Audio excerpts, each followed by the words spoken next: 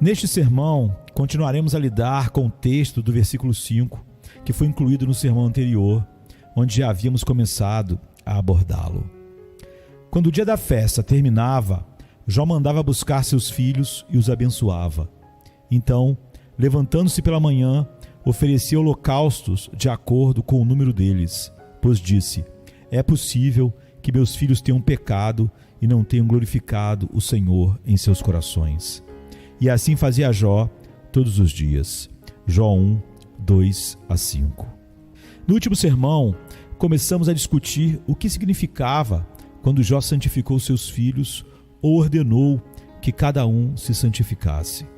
Sob a lei e antes que os sacrifícios fossem oferecidos, as pessoas que os ofereciam tinham que ser purificadas de antemão, como está em Êxodo 30, 18 a 21. E isso era para lembrá-los de que somos indignos de nos aproximar de Deus por causa de nossas poluições, impurezas e indignidade. Se chegarmos a Ele como somos, merecemos ser rejeitados e considerados como carcaças fedorentas por Ele. Sabemos, como disse o profeta, que nossos atos de justiça, os melhores atos, incluindo qualquer ação de cultuá-lo, são trapos imundos. Consequentemente, temos que nos purificar. E como nós fazemos isso? Os antigos pais tinham cerimônias definidas, como eram necessárias antes da vinda de nosso Senhor Jesus Cristo. Eles tinham essas ajudas para compensar a ignorância da época. Hoje sabemos que devemos nos refugiar no precioso sangue do Filho de Deus, que foi derramado para nossa purificação. Devemos invocar o sangue de nosso Senhor Jesus Cristo se desejamos ser recebidos como puros diante de Deus.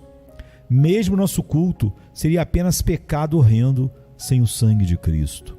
Além disso, também temos que gemer por causa de nossos pecados, pois é assim que seremos purificados ao reconhecer nossa total incapacidade e falta de qualquer justiça que fizesse Deus nos ouvir, como está em 2 Coríntios 7, verso 9.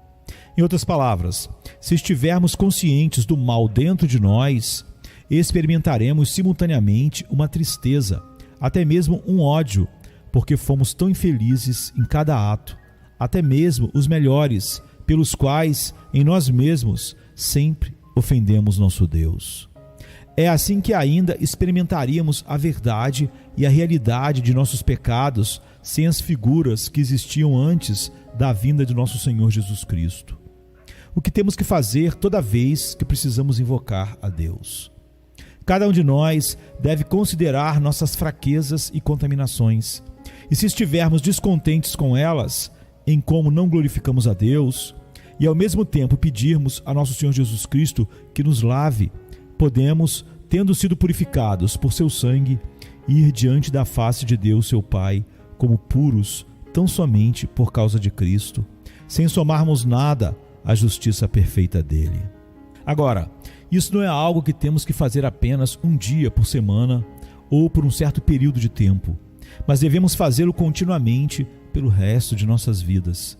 E devemos lembrar que Paulo diz que nosso Senhor Jesus Cristo foi sacrificado como um verdadeiro Cordeiro Pascal, para que agora possamos participar de seu sacrifício, de fato, em toda pureza, como está em 1 Coríntios 5, 7 e 8. Ele não diz que os cristãos devem se consagrar a Deus uma vez por ano, mas que devem continuar a fazê-lo por toda a vida e continuamente. Por quê? Porque o sacrifício que Jesus Cristo ofereceu e do qual participamos é eterno, e o poder nos pertence para sempre. Portanto, de manhã e à noite, dediquemos nossa atenção e esforços ao que nos é mostrado aqui, ou seja, purificar-nos, porque Deus nos concedeu a graça de estar sempre perto de nós, tão somente por causa de seu Filho. E nós só honramos o Pai ao nos deleitarmos completamente em seu Filho e em tudo o que o Pai é para nós somente em Cristo. Quando a lei foi revelada, a ordem de Deus foi principalmente para os judeus. Purificai-vos, porque o Senhor deseja anunciar-vos a sua glória amanhã, disse Moisés, em Êxodo 19, verso 10. Agora Deus se manifestou a nós na pessoa do seu Filho, para que possamos sempre contemplar sua face enquanto o Evangelho é pregado. pois nele Deus se revela a nós pessoalmente. Como resultado, devemos possuir esse afeto e zelo de que falei, ou seja, ser totalmente dedicado a Ele, renunciando a todas as poluições que nos impedem de servi-lo e honrá-lo verdadeiramente no meio de uma geração corrompida e perversa. Agora segue-se que Jó sacrificou de acordo com o número de seus filhos. Já mencionamos brevemente o quanto Jó temia que seus filhos pudessem ofender a Deus, não o glorificando, embora ele não os proíba de ter comunhão uns com os outros em suas festas, encontros e banquetes, pois sabe que fazer isso é uma coisa boa, mas procura curar as enfermidades a que os homens são inclinados e sujeitos nessas ocasiões. Além disso, pode-se perguntar como ele foi capaz de sacrificar, visto que tal ainda não tinha sido ensinado na lei e que ele tenha vivido muito antes de Moisés nascer. Agora os sacrifícios que oferecemos a Deus sem fé devem ser repreendidos e inúteis. Então, como Jó poderia sacrificar, já que ele não tinha conhecimento certo da vontade de Deus? E sem conhecimento verdadeiro, sabemos que é impossível exercer verdadeira fé. Agora precisamos lembrar o que foi dito no primeiro sermão, a saber, que Deus queria ter alguma semente e remanescente no mundo, até que a sua igreja fosse estabelecida entre os judeus e sua lei fosse estabelecida por escrito. Um povo que clamaria a ele na pureza de coração, através do conhecimento na revelação da sua palavra. É verdade que imediatamente após o dilúvio, os filhos de Noé se tornaram corruptos, assim como os descendentes imediatos de sua raça, que tiveram uma nova lembrança da horrível vingança de Deus, mas passaram a inventar muitas superstições e suprimir a verdadeira adoração a Deus. Mas ainda restaram alguns que continuaram na pureza da revelação que Deus ordenou. E foi assim para que Deus sempre tivesse alguma igreja neste mundo e um pequeno número de pessoas, segundo a eleição da graça, que o invocassem, e para que ao mesmo tempo pudesse transformar tudo em condenação dos incrédulos no mundo, para que ficassem ainda mais sem desculpa.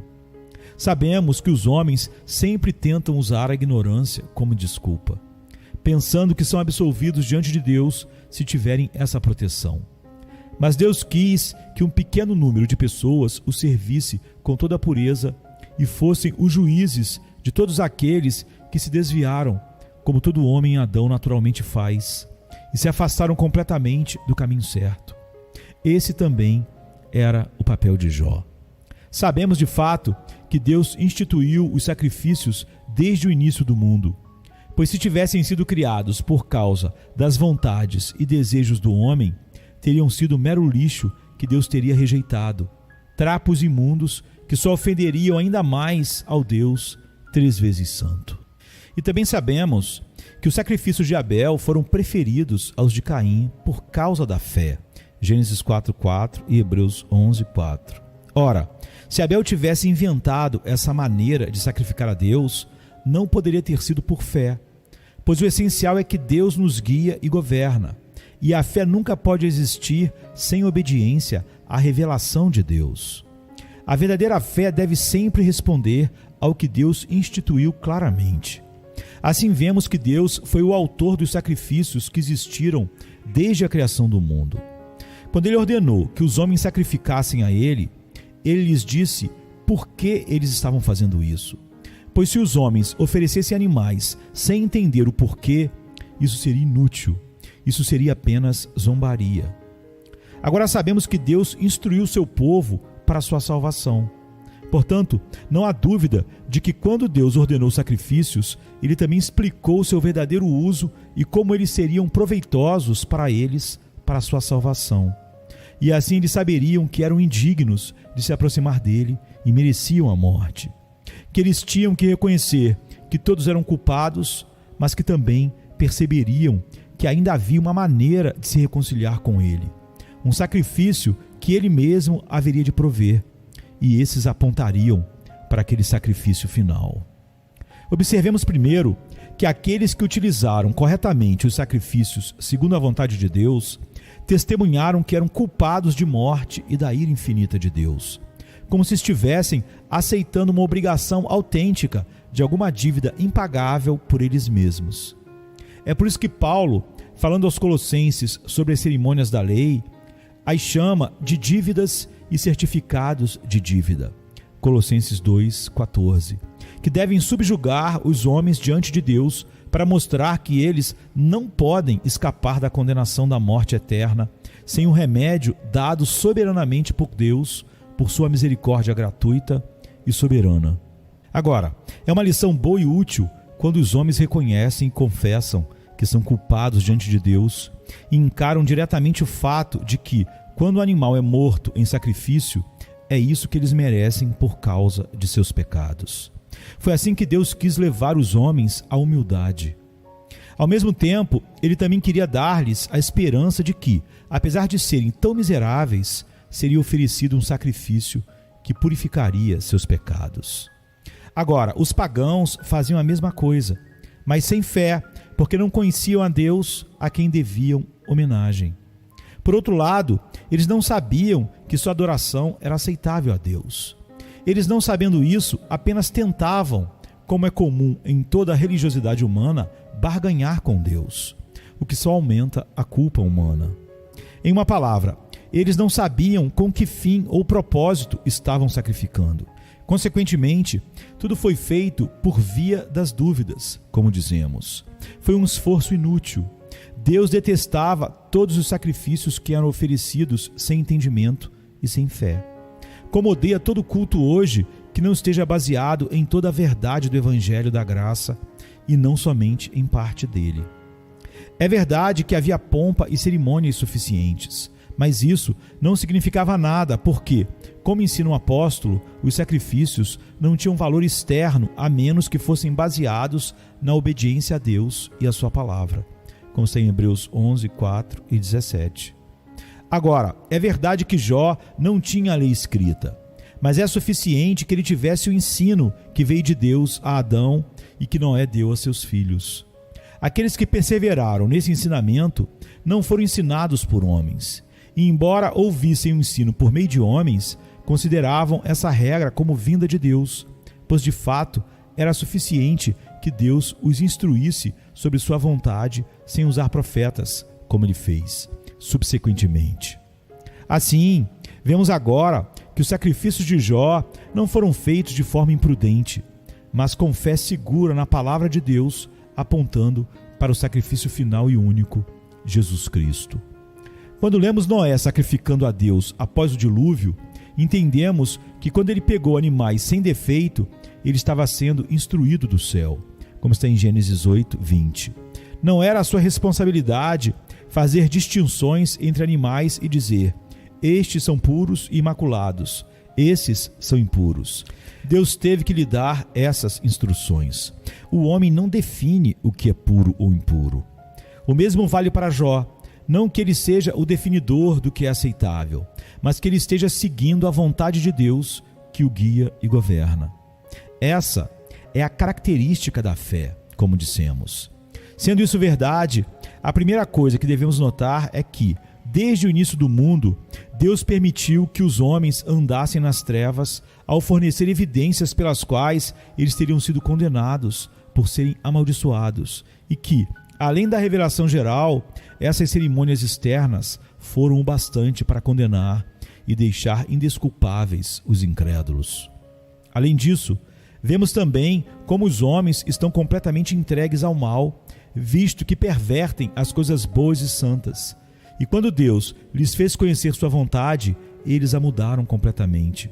Como fazem com o Evangelho que flui somente das Escrituras hoje, acrescentando o saber, entre aspas, humano, à perfeita revelação de Jesus, revelação final em Jesus Cristo.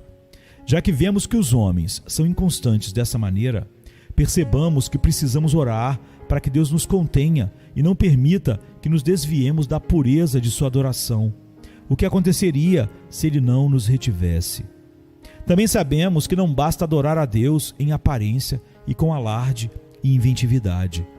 O principal é que o adoremos sabendo quem e de que espécie Ele é, reconhecendo sua vontade para que possamos aderir a ela e somente a ela pela sua palavra somente, sem acrescentar ou tirar. Houve grande espetáculo acompanhando os sacrifícios dos pagãos e até mesmo daqueles que adoravam a Deus corretamente.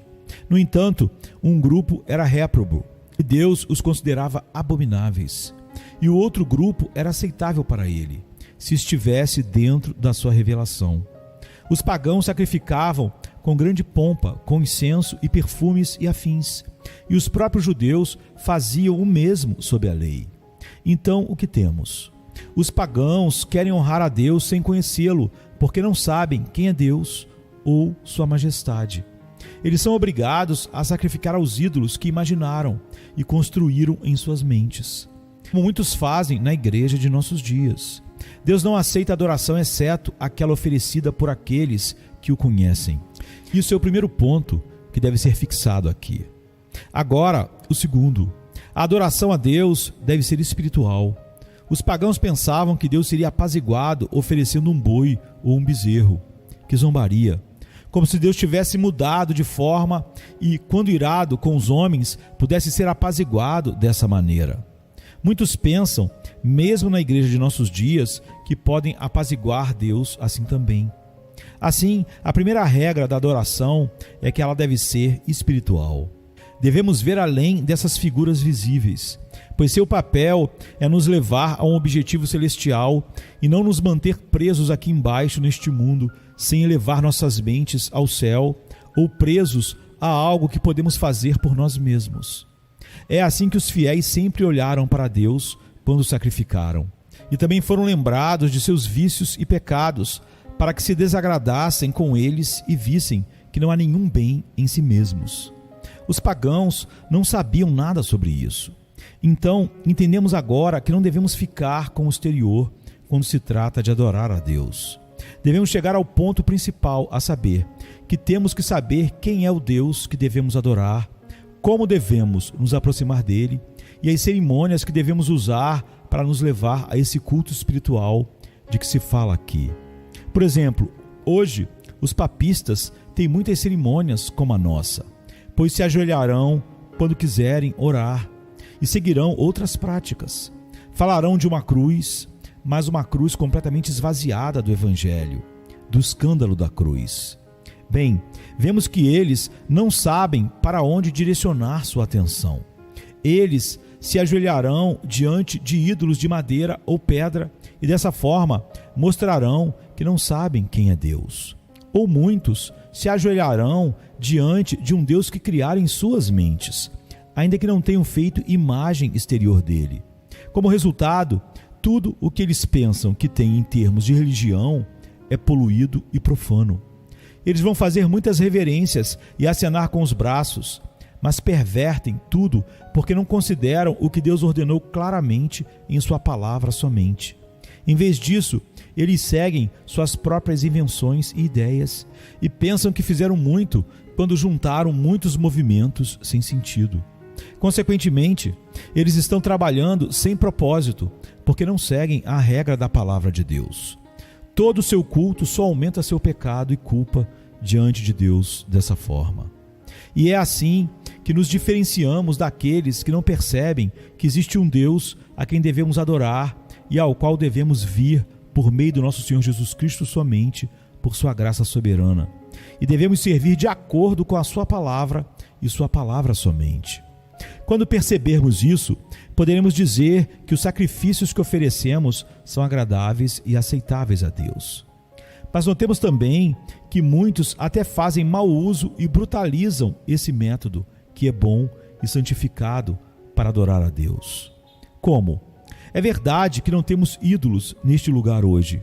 É verdade que não temos todos aqueles acessórios triviais do papado que infectam e corrompem a adoração a Deus. Mas quantos há entre nós que pensam que fizeram tudo o que precisavam quando realizaram alguma cerimônia, tiraram o chapéu ou dobraram o joelho? Fizeram boas obras? Lá estão eles, pensam eles bem de si mesmos. Desiste do verdadeiro Deus por um Deus de suas imaginações. E ainda assim, não consideram aquela humildade que, como eu disse, devemos ter quando nos aproximamos de Deus, admitindo que somos culpados diante dele por causa de nossos pecados e não temos nada de nós mesmos para oferecer a Ele. Eles não consideram o caminho para buscar a graça em nosso Senhor Jesus Cristo. Eles não consideram dedicar-se a Deus com toda a pureza para serem santificados. Eles não consideram nada disso. Mas eles terão suas cerimônias externas, sim, mas como eu disse, tudo isso não é nada. Portanto, aprendamos a servir a Deus em espírito e em verdade, como está em João 4:23. E a fé será um bom guia para fazer isso quando tivermos nossos olhos fixos na palavra de Deus e nela somente, como está em Hebreus 8:5, que sempre nos conduzirá a nós, a nosso Senhor Jesus Cristo, que é o modelo celestial em quem devemos contemplar qual é a vontade de Deus, seu Pai, se quisermos ser como Ele por sua graça somente. Isso então é a razão pelos sacrifícios que são mencionados aqui. Agora, quando lemos que Jó oferecia sacrifícios de acordo com o número de seus filhos, entendemos que ele não poupou a substância que Deus colocou em suas mãos. Se ele fosse um homem pobre, ele ainda seria aceitável a Deus, mesmo que não tivesse trazido sacrifícios. Mas porque ele tem os meios e a habilidade para fazer isso, nos dizem que ele os usou para esse fim. Vamos agora aplicar esse ensinamento a nós mesmos. Já disse que não temos mais os sacrifícios que existiam antes da vinda do nosso Senhor Jesus Cristo. Mas quando se trata de orar a Deus, já que esse é o principal culto que Ele exige que o invoquemos, como está no Salmo 50, 14 e 15, confessemos que todo o nosso bem-estar está nele e damos graças por seus benefícios, por sua graça soberana, e nos esforcemos como resultado do operar da graça em nós, para purificar nossos corpos e almas, para que ambos sejam consagrados à sua honra e sirvamos também ao próximo com o que Ele nos deu, a graça do Evangelho, sabendo que estamos no mundo para que possamos associar-nos uns aos outros de tal maneira que ninguém seja dedicado a si mesmo, mas ao benefício dos membros com os quais Deus nos uniu e nos fez um. Sendo assim, que cada um de nós examine a si mesmo. É verdade que orar a Deus é comum a todos nós, mas ainda assim, cada um de nós deve ser motivado de acordo com o conhecimento que possui baseado na verdade somente. Se um homem é mais instruído do que os outros, é certo que deve ter um ardor muito maior e mais intenso para orar a Deus com maior devoção, porque se o conhecimento não nos levar a isso, do que nos serviria a não ser nos condenar? É assim que devemos avaliar nossas oportunidades e privilégios e avaliar a nós mesmos. E então, quando se trata de nos oferecer a Deus, devemos considerar o que Ele colocou em nossas mãos. Dependendo do que cada pessoa recebeu, ela será ainda mais culpada se não glorificar a Deus. Consequentemente, visto que Deus derrama seu Espírito sobre nós mais abundantemente do que sobre os outros, em outros lugares e gerações, devemos considerar compartilhá-lo com o nosso próximo. Aqueles que têm conselho devem pensar em compartilhá-lo com outros. É assim que devemos imitar Jó no número de sacrifícios que ofereceu por seus filhos. Além disso, quando o texto diz que Jó se santificou por seus filhos, é para mostrar que os responsáveis pelos outros devem estar atentos e, quando encontrarem alguma falha, devem se considerar culpados diante de Deus por não lidarem consigo mesmos primeiro. E esse ponto deve ser observado, pois vemos como a autoimportância reina no mundo. Se um homem tem muitos filhos, ele se alegra por ter tantos seres humanos sob seu comando e obedientes a ele. Se ele tem os meios para alimentar uma família grande, ele fica satisfeito. Mas isso é apenas autoengrandecimento puro, pois a responsabilidade que vem com isso é desconsiderada. É verdade que Deus honra os homens quando lhes dá como súditos aqueles que criou à sua imagem e semelhança. Mas essa honra traz consigo uma pesada obrigação. Quem tem família para criar deve estar sempre vigilante, pois se Deus é ofendido por alguém da família, o chefe e guia dessa família deve se considerar culpado. Ele deve gemer diante de Deus como se fosse o culpado da falta que foi cometida por quem está sob sua responsabilidade. E mesmo que ele não tenha consentido com isso, ele ainda deve fazer. Eu não cumprir meu dever, apesar de estar vigilante dia e noite e estar sempre exortando meus filhos e meus servos e servas a servirem a Deus. Ainda é impossível para mim fazer tudo o que é necessário. Vejo meus filhos ofenderem a Deus. Vejo falhas em meus servos e servas. Quem é o culpado? Embora eu me esforce para instruí-los, ainda há muito o que repreender em mim, pois não lhes mostro o tipo de exemplo que deveria. Se eu andasse no temor de Deus como deveria, eles teriam que me imitar. E o fato de estarem se desviando do caminho certo é possivelmente minha culpa também, minha falha. Portanto, devo mostrar a eles o tipo de exemplo que quero que sigam. Se os pais e líderes com filhos e servos sob eles olhassem para as coisas dessa maneira, as coisas seriam melhores do que são hoje na Igreja de Deus.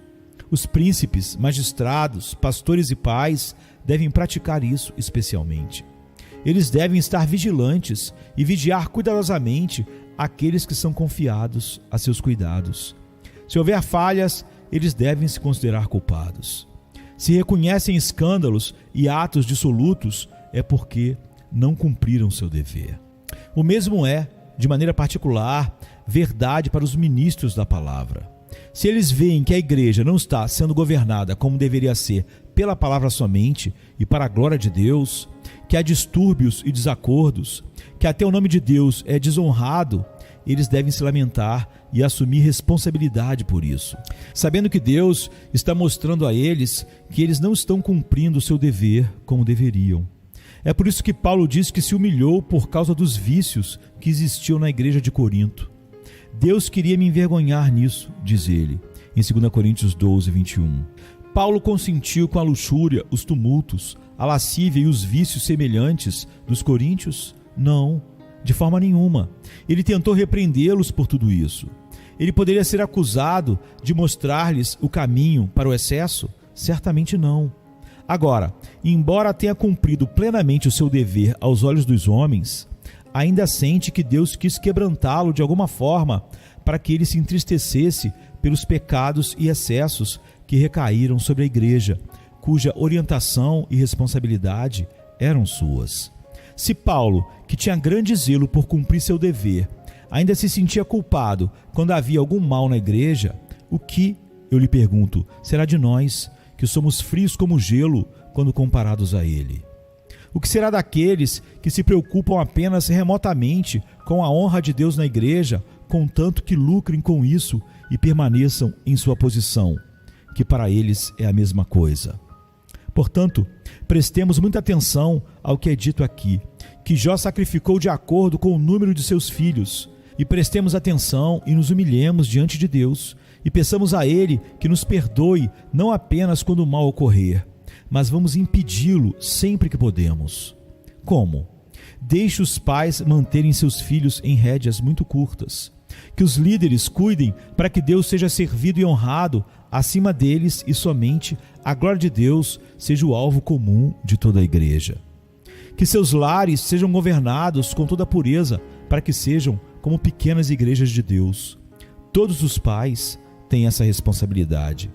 Que aqueles que estão encarregados dos cargos mais honrosos na igreja sejam ainda mais diligentes. Que os magistrados façam cumprir as leis, que devem manter a boa ordem e reduzir todas as atividades contrárias ao serviço e à honra de Deus. Quando eles fazem isso, eles estão fazendo a coisa certa para manter a boa ordem se ela foi instituída como deve. Que não fechem os olhos e finjam não ver nada quando algum erro foi cometido, na igreja, em seu lar, no governo, mas que sempre tenham a medicina preventiva à sua disposição. Que os ministros da palavra não esperem que tudo esteja depravado e que o diabo domine, mas assim que houver alguma brecha e pequeno desvio e as coisas não estiverem indo bem, tentem corrigi-las o mais rápido possível para que as coisas não possam ir de mal a pior, como costumam fazer. Jó agora continuou dizendo: eis o que está literalmente no original. É possível que meus filhos tenham pecado e não glorificado a Deus. Ao não bendizer e glorificar, amaldiçoamos a Deus. Observemos que o texto diz que ele não esperou que Deus lhe enviasse uma mensagem para ameaçá-lo por causa dos pecados de seus filhos, mas tomou a iniciativa dizendo: é possível que meus filhos tenham pecado. Agora, esse é um ponto que devemos observar bem, pois hoje em dia são muito poucas as pessoas que toleram ser admoestados, repreendidos ou ter suas falhas apontadas.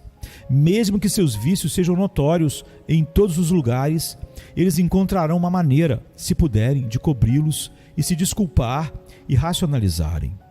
Mesmo que uma pessoa queira repreender aqueles que pecaram, ela deve se preparar para travar uma guerra mortal que resultará em ser o principal inimigo daqueles cuja salvação ele buscará, mesmo na igreja. Agora, se os homens não podem suportar ser repreendidos quando pecam, como eles vão se condenar voluntariamente, repreender a si mesmos e dizer: é possível que eu tenha cometido tal pecado, eu ou minha família? Agora vemos aqui que Jó sempre teve o pensamento de que era possível que seus filhos tivessem pecado. Por conseguinte, o Espírito Santo nos faz saber qual é a nossa responsabilidade, a saber, quando nos conscientizamos de que todos somos culpados de condenação, cada um de nós deve estimular-se a instigar voluntariamente seu próprio caso e coração, ainda mais na medida em que Deus nos concede a graça e toma a iniciativa e oferece pessoas que nos exortam a fazer o que devemos. Se nessas circunstâncias resistimos a Deus quando Ele nos envia tais mensageiros, é certo que, se não permitirmos que nos repreendam, não é às criaturas mortais que nos dirigimos. Estamos resistindo à majestade de Deus, que pretendia nos reconduzir à verdade quando viu que estávamos a ponto de nos lançar na escuridão de racionalizações com as quais o pecado destrói o homem. Como é importante esse ponto. No entanto, vemos que Jó não pensou apenas em si mesmo, mas também naqueles que foram confiados ao seu encargo. Mesmo o "é possível que tenham pecado" o levou a chamar a todos ao arrependimento. Atitude bem diferente do que vemos normalmente, quando até o pecado claro é racionalizado. Portanto, vem que em nossos dias se faz exatamente o contrário. Se um homem quer dar desculpas para si mesmo, ele imediatamente aceitará a primeira que se apresentar, ou buscará um líder, entre aspas, que coce seus ouvidos com a mentira e não o leve à palavra de Deus. Um homem fez isso ou aquilo, ele prefere mentir para se absolver e não reconhecerá sua culpa.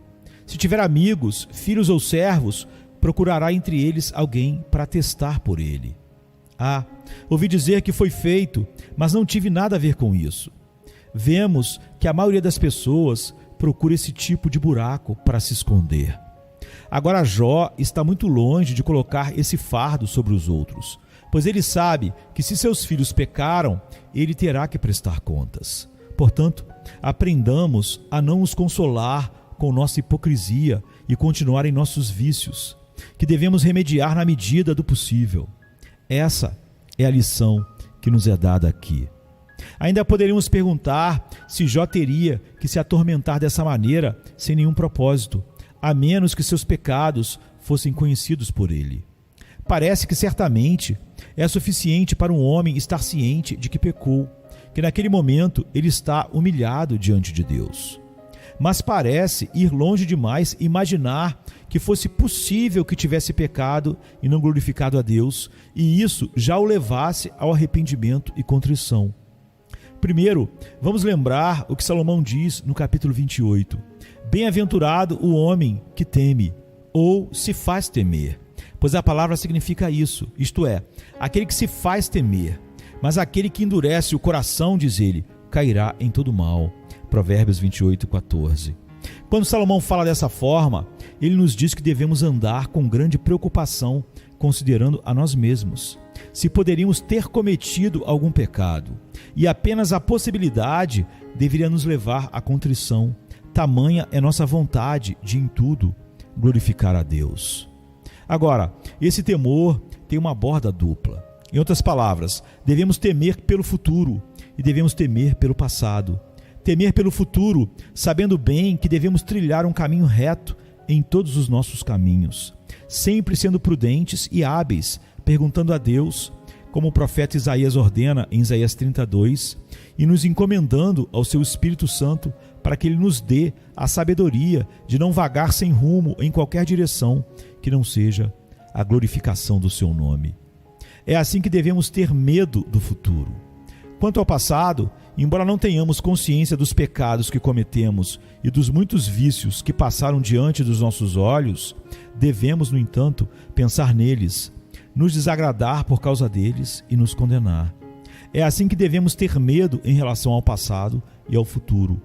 E temos que notar isso nesta passagem, quando Jó diz: é possível que meus filhos tenham pecado, embora não o saibam.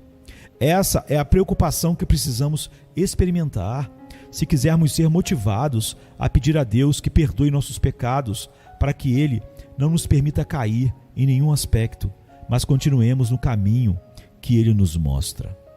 Agora, a título de conclusão, quando Jó diz: é possível que meus filhos tenham amaldiçoado, na verdade, não glorificado a Deus, isso é mostrar maior aversão para que saibamos que defeito há em não glorificar a Deus e não lhe atribuir o louvor que merece de nós. Na verdade, isso deve fazer os nossos cabelos ficarem em pé em nossas cabeças. E devemos tremer de horror quando se fala em amaldiçoar ou não glorificar a Deus. Vemos agora porque a expressão bendizer a Deus foi usada com um significado oposto na tradução. Em resumo, o fato é que o texto diz que Jó temia que seus filhos não tivessem glorificado a Deus como deveriam e que, se não glorificassem, era como se o amaldiçoassem. Agora, o ponto é que devemos considerar como devemos glorificar a Deus em toda a nossa vida, pois é para isso que fomos criados e vivemos. Então, se queremos que nossas vidas sejam aprovadas por Deus, vamos sempre nessa direção para que possamos bendizê-lo e glorificá-lo. E que o nosso zelo e desejo ardente de servir a sua glória seja tal que percebamos que é intolerável, até mais condenável, sempre que não glorificamos o seu nome e ele for, por assim dizer, amaldiçoado ao não ser glorificado. O que significa que somos a razão pela qual a sua glória é desfigurada, por assim dizer, quando na verdade ele colocou sua imagem em nós para que ali sua glória brilhasse. Portanto, não ultrapassemos nossos limites, como fazem muitos que vivem apenas para blasfemar contra Deus, para serem amaldiçoados diante dele, porque seu nome é blasfemado neles. Tomemos conhecimento de que tais pessoas são como monstros criados contra a natureza. Mas oremos para que Deus nos conceda a graça de saber que Ele nos colocou no mundo para engrandecê-lo, enquanto aguardamos o dia mais abençoado, em que Ele nos receberá a todos para si mesmo, depois de termos vivido neste mundo, quando nossa busca era apenas ser governados por Ele, sujeitando-nos a Ele em todas as coisas e em todos os lugares, para em tudo glorificá-lo. Amém.